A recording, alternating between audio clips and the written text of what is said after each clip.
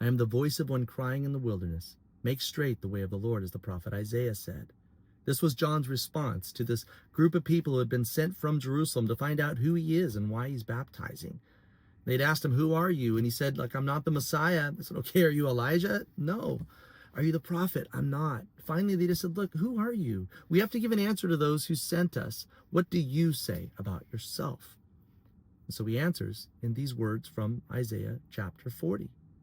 And in that passage of Isaiah chapter 40, Isaiah is prophesying about the return of the exiles, the people of God who'd been in exile in Babylon, back to their own promised land and back to the holy city of Jerusalem. And so he had prophesied, look, make straight the way of the Lord, like level out the uneven ground, bring down the mountains and the hills and fill in the valleys and straighten out the curved sections.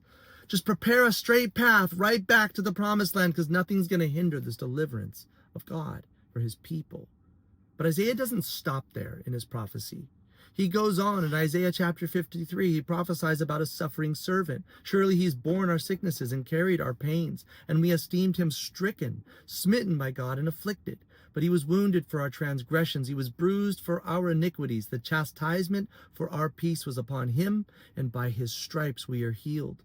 All us like sheep have gone astray, but God has laid upon him the iniquity of us all. He's prophesying about this salvation that would come from God as he lays all the iniquity of humanity upon his own son and delivers us through the sacrifice of his own son. But Isaiah doesn't stop there. He goes on, and in chapter 65, he prophesies about a new heavens and a new earth where God will dwell in the midst of his people for all eternity. There'll be no more pain. There'll be no more tears. There'll be no more destruction.